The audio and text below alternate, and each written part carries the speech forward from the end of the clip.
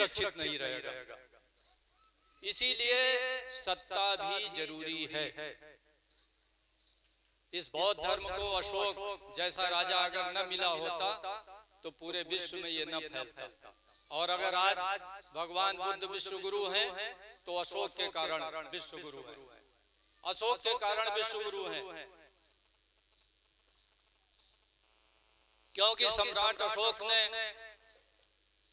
भगवान बुद्ध की विचारधारा को उस समय जितना संसार भारत से जुड़ा था उस पूरे देशों में फैलाया, सारे देशों में फैलाया। बुद्ध को लोग, अभी मैंने फेसबुक पर एक लेख डाला है, बुद्ध और अशोक को इस देश में एक तबका ऐसा है जो कहता है कि इनके कारण देश कमजोर हो गया। इन्होंने तलवार क्या रख दी, यहाँ का बौद्ध धर्म क्या आ गया, इस देश के निवासियों को उसने अहिंसक बना दिया और तलवार उठाना बंद कर दिया, इसलिए देश गुलाम हो गया।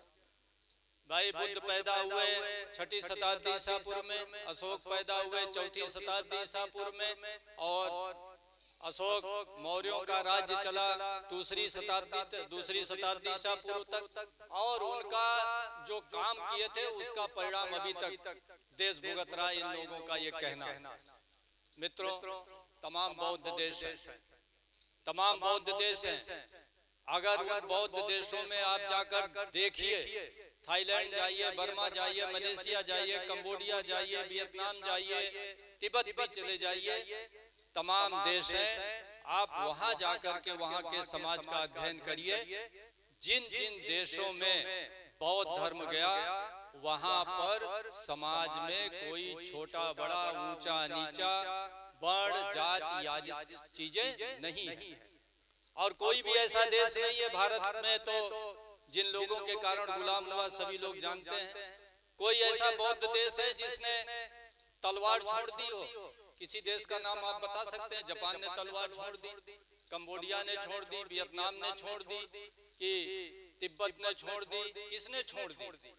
सारे लोगों के पास सेना रही, सारे लोग युद्ध लड़े, और बहुत बड़े बड़े लड़ाकू लोग भी हैं। जापान जब द्वितीय विश्व युद्ध में बड़े बड़े लोगों को छक्का छुड़ा दिया, जापान में क्या था? बौद्ध धर्म है। वियतनाम जैसा देश, अमेरिका जैसे इतने शक्तिशाली देश के छक्के छुड़ा दिए, और वियतनाम क्या है? बौद्ध देश है। थाईलैंड हमारे बगल में, आज तक कोई भी उसको गुलाम नहीं बना पाए, आज तक वो स्वतंत्र रहा। भारत तो गुलाम हो गया, श्रीलंका भी गुलाम हो गया, नेपाल भी गुलाम हो गया, लेकिन थाईलैंड गुलाम नहीं हुआ। सारे बौद्ध देश। भगवान बुद्ध का अहिंसा से कोई ज्यादा संबंध नहीं है। अहिंसा सिर्फ इतना ही कहते हैं कि भाई अनावश्यक हिंसा मत करिए, लेकिन अब ऐसा थोड़ी है कि कोई तलवार लेकर आ रहा है तो आप गर्दन ऐसे कर देंगे और काट ले आपका। ये भगवान बुद्ध ने कभी नहीं कहा। एक व्यर्थ का पिटंडावाद की इस देश में बुद्ध की विचारधारा आगे न बढ़े। कई लोग कहते हैं कि भाई, कुछ लोग कहते हैं ना कि भाई सनातन संस्कृति, सनातन क्या है? कहते हैं ना कि सनातन धर्म, सनातन संस्कृति। भाई सनातन क्या है? जो इस देश में अनादिकाल से चला है, यानी जिसका आदि न हो वही तो सनातन होगा, जो प्रारंभ से चला है। तो कुछ लोग तो इस देश के निवासी ही बाद में हुए, अब तो सभी देश के निवासी हैं। ये भी वितंडावाद नहीं होना चाहिए। कुछ लोग तो इस देश में बहुत बाद में आए ना। जो लोग इस देश में बाद में आए, उनकी संस्कृति, उनका धर्म, उनका विचार, उनका पोथी पत्रा, उनके देवी देवता कैसे इस देश के सनातन हो सकते हैं? सनातन तो बुद्धों की विचारधारा है। और ये भगवान बुद्ध भी 28वें बुद्ध हैं। उसके पहले कितने बुद्ध हुए होंगे? जब से देश ये चला आ रहा है अनादिकाल से, इस जम्बू द्वीप में बुद्धों की एक परंपरा रही है। और बुद्ध का धर्म ही, बुद्धों का धर्म ही इस देश की सनातन संस्कृति है। सनातन संस्कृति क्या है भाई? धर्म क्या है? शील सदाचार सदैये यही धर्म है।